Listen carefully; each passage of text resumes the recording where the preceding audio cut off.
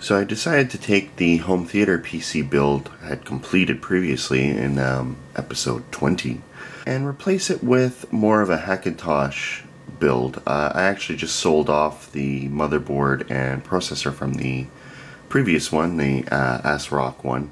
Got 75 bucks for them. So I picked up a Gigabyte Z97N Wi-Fi motherboard, which is a brand new Haswell, which is the LG A1150 socket.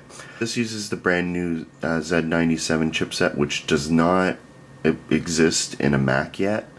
So there's still some compatibility issues, especially with audio and video. Video is not so much a problem for me because I'm using my GTX 650. Audio, I couldn't really get it working. It's not a big deal because, again, most home theater PCs are connected via HDMI. So, you know, I enabled the HDMI audio on my card, works perfectly. I tested it on my TV already. Because Apple doesn't use a Z97 chipset in any currently shipping computer, it doesn't really work 100% with macOS. That's the issue, basically. The processor I got is the i3 4330, which is a slightly better version of their really cheap one, which is the 41 something or other. Basically, it's a dual core with hyper-threading, and it's, you know, decent enough. Nothing too special. It's 3.5 gigahertz. I think it's 45 watts or 50 watts. I can't remember.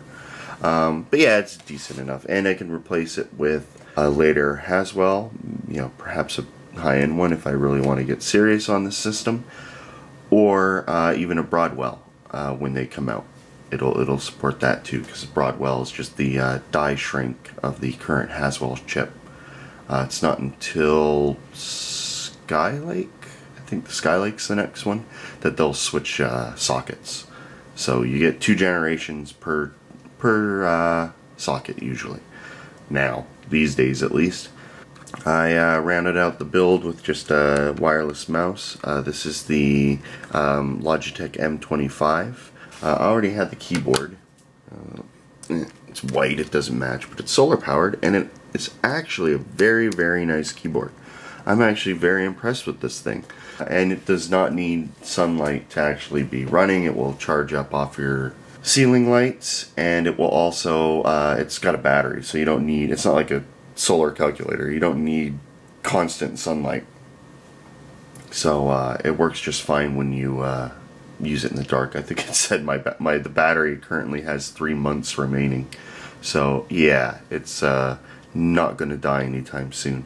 So yeah, I just use those because they both use the Logitech unifying receiver, which is their vendor lock-in to keep you buying their products, because it's basically Bluetooth, but not quite Bluetooth, just different enough to kind of screw you over and make you buy their stuff. So what I'm going to do today is I have a spare 80 gig hard drive, and I'm going to do a fresh build and install on this. Currently I have the SSD installed, and it works perfectly. It was a little tricky getting it working, so I'm going to leave it untouched and just leave it as is, and I'm just going to build it on this mechanical drive, so it'll be a bit slower. I don't have a good widescreen display, so it's going to be a little difficult to shoot the stuff on video because of, you know, the stupid letterboxing. Try and put in screenshots whenever I can and skip all the really boring parts. There is a big disclaimer with this though. 2 actually. One is that I'm using a dedicated video card. A lot of the problems with the Z97 chipset relate to the onboard video not being directly supported right now. There are guides. I'll try to remember to link one in at the bottom. There's a guide on how to boot the system using enabler extensions that someone built to get the onboard video working. The other one is, it seemed very hit or miss with me. I put the system together and immediately had trouble booting it. It would boot into the installer, but booting into anything else, like once it was installed to the drive, trying to boot into the drive was very difficult. I tried every boot flag you could possibly imagine. I think I know how I did it last time. We will see if I'm right, because like now on this system I have it booting with no special flags at all. It's just booting with like graphics enabler, and that's it. Whether or not I'll get to that state again during this video, we will see. I will try to remember exactly what I did. Here's the inside of the case with the new motherboard installed. It looks pretty much the same. The new board is a much better layout than the ASRock board. All the connectors are on the outside edge of the board. It's just really well organized, really well thought out. It does suffer the same problem where you can only mount the cooling pump in 2 of 4 ways. Not the way that you'd want to, the way that you're kind of forced into, unfortunately. It's not a huge deal. And on the back side, well, the other side, the big jumble of wiring that I tried to keep somewhat organized. I think Silverstone makes modular power supplies with really like a short cable kit. Maybe I'll try that one time. I usually get Corsair supplies just because I'm kind of used to it. And for the most part, they work quite well. I've never actually had a problem with their power supplies. I currently run 3 of them. And yeah, I haven't had any problems with them. But you know, especially on their cheaper ones, they do have questionable stuff, such as 85-degree rated caps. What I'm going to do now is I'm going to disconnect the solid state drive and plug in my mechanical drive, and we will see if we can get this thing to boot. Here's the setup I have. I've got a USB 3 flash drive hooked up, a SanDisk Extreme. That disk or drive has a copy of Mavericks installed. I used Unibeast. Just get the newest version for Mavericks. I put a copy of Multibeast and a copy of, what is it called? Chameleon Loader? Or no, Chameleon Wizard. And that's pretty much all you need in terms of software. So what I'm going to do first is just go into the health settings and just make sure that the system fan speed is set to full speed and the CPU fan is set to normal. The reason for this is because I'm using a liquid cooler. I prefer to have the pump connected to the system fan and just have that running on full, whereas the fan that's actually cooling the radiator will adjust in speed. So I'm going to set that to on and full and whatnot, so everything else is pretty much the same. My memory is automatically detected as 1600 megahertz, which is what I want, and my CPU, I can't overclock, it's not a K series. Go over to BIOS features, and I have the SSD installed. I want to select the one that says P4, not the one that says UEFI. Initial display output. I've got it set to the PCI graphics card, which is what I want. Platform hub controller for the Ethernet. I want that on. This I cannot remember if I want XHCI on auto or smart auto. I'm gonna leave it for smart auto. I think it might have to be set to auto. I'll have to check my BIOS on my main Hackintosh. I'm going to turn off the Intel processor graphics because I don't need them. Turn on XHCI handoff and EHCI handoff. As for power, wake on LAN we want turned off. That can cause problems with sleep. Oh, and by the way, the first thing you do is make sure your BIOS is up to date, or at least read into it whether or not the new version causes any problems with a Hackintosh build. Current version as of writing or recording is F4 for this board.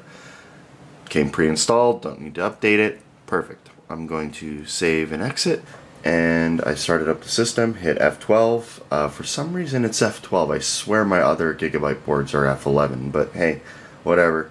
Hit F12, hit the non-UEFI version of the SanDisk Extreme. The trick is to stop it right at the beginning, do -X and -V.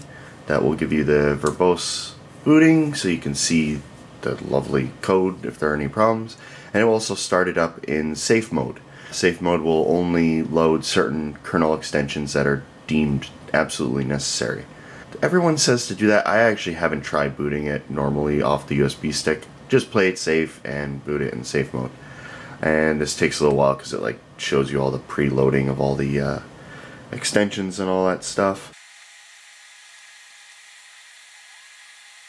And at this point on, it's pretty much a typical Hackintosh build. Just start up the installer, go to disk utility, find your hard drive, partition.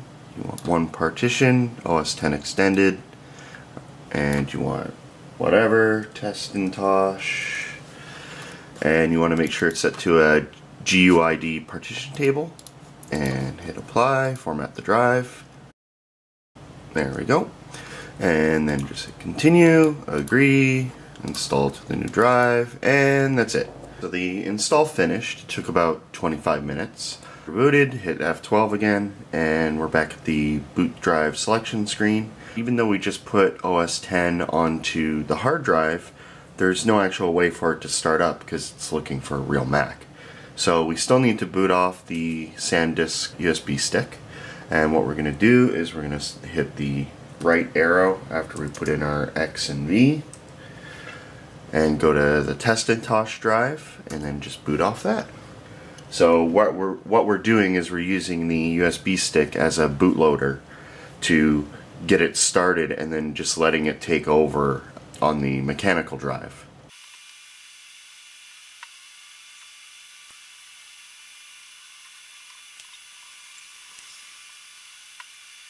Okay, so now we've booted into macOS using the USB stick. So now we need to put the bootloader and any necessary extensions onto the drive.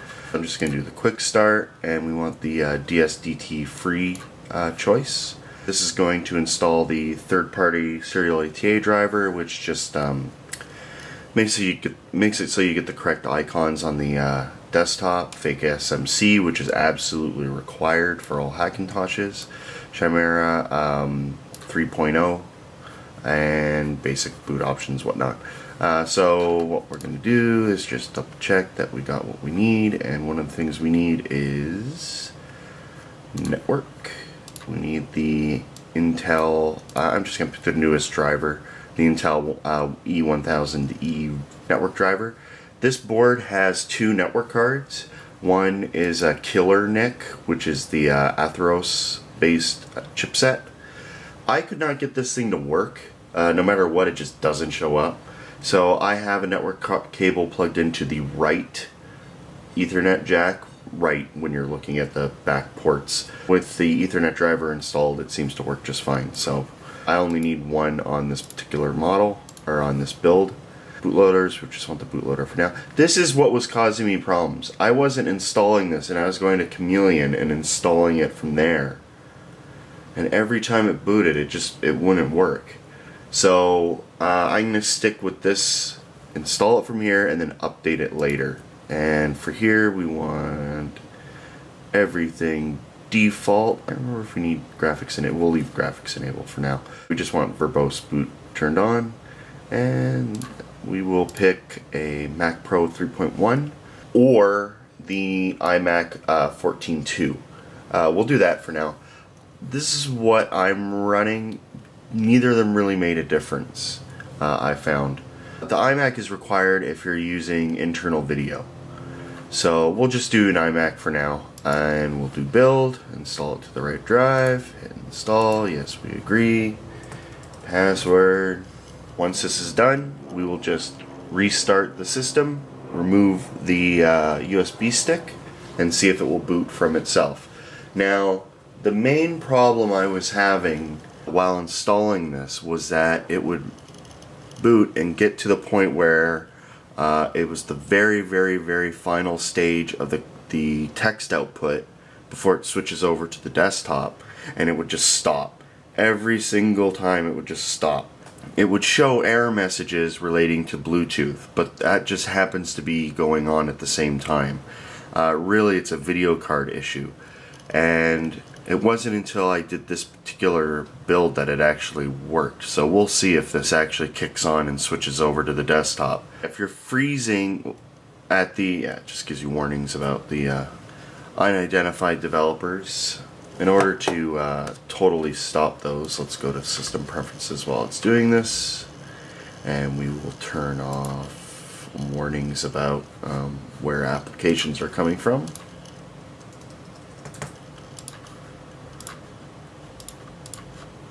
There we go. If you're having problems with that, it's graphics related. You need to figure out a way to get it to boot. Now, the traditional thing is to try graphics enabler on and off, that sort of stuff. I was having serious problems. I just could not get it to actually boot up until I tried this. So we'll see how far we get on this. And as for the motherboard, the only things that I haven't been able to get working on it, okay, one, no matter what, the Wi-Fi is not going to work. This is commonly known. It's an Intel chipset, I believe. Alright, let's try this reboot. It has Bluetooth on it. The Bluetooth supposedly works. You may have noticed the Bluetooth icon in the top. I'm using the Logitech receiver, so it doesn't really need it. So here we go, see what happens. See if we're just gonna try and see if it will boot on its own normally. But we want V just in case. I think I enabled it. Okay, so this is about the time where it freaks out and stops working. We'll see what happens. See, once you start getting the Bluetooth, there we go. Alright, that's what you want to see. Perfect. The final step in this is really, yes, I know I'm not using an Apple keyboard. I don't care. Continue. Shift. Yes. Excellent. Alright, so I installed this using the plain 10.9. At this point, you should have Ethernet. Let's see if it actually, the driver worked. I was having a little bit of trouble with the Ethernet drivers. Excellent. Connected. Alright. So, at this point, you can update your Ethernet drivers and everything will work. Or sorry, you can update your Mac OS and it should bring it up to the current version as of filming, which is 10.9.4. Like I was saying earlier, Wi-Fi will never work. We'll just run the update.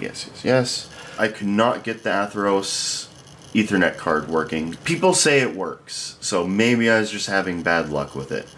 It's turned on in the BIOS. It never shows up in Mac OS, even with whatever version of the driver I installed. Doesn't matter. I only need one of them. Not a big deal. As for stuff on the motherboard that works just fine, the onboard video will probably work with those kernel extensions that I'll link below. I have no need for it because I have an external video card. The PCI slot works perfectly because I'm using my video card. Memory, no problems. One thing I left out about this is usually when you build a new setup, especially if you've got new memory, before you install macOS, the first thing you should do is download a copy of memtest and run that, because there are so many problems you will get from bad memory that are so hard to track down, it will drive you absolutely insane. So just first things first, check your memory, let it run several times. Hell, run it overnight, let it test the memory a half dozen times, and then when you're confident with it, then go to your build, because you can be starting up 50 different times. Half of them it works, half of them it doesn't. You have no idea. You're trying every single thing in the world to get it to boot. Turns out it's just randomly picking a piece of memory that's broken every once in a while, and that's why it dies. So always test your memory first. What I like to do is run the, plug in my USB stick. I like to run the Chameleon Wizard, which I just downloaded, and one of the nice things that this does is it will connect to the internet and get the latest build of Chameleon. And I just do update and on the Hackintosh drive and go. Done. This also lets you install modules. Modules are kind of like extensions for Chameleon. One that you definitely need is the file NVRAM. That it allows you to use iCloud. Without that, it will not work properly. Even then, it barely works properly. My main Hackintosh absolutely refuses to work with iMessage. Everything else in iCloud works fine. iMessage absolutely just does not work. It just tells me everyone is offline. I have tried every single one of their little tricks, and none of them work. Here is my Chameleon Wizard settings. I will take a screenshot of that so you can get a closer look at it. You may need to tweak various things to get this to work properly. For example, graphics enabler, PCI root equals 1, you need to turn that on sometimes. NPCI 0x3000, that was a big one for testing. That helped me get into macOS. It never did work out in the end, but that is one that you can try. 2000 I think is only for Sandy Bridge CPUs, so don't even bother if you're using a newer chipset or chip. Other than that, the system works fine. As you can see, it's going to install OS 10 update in a second, and that's it.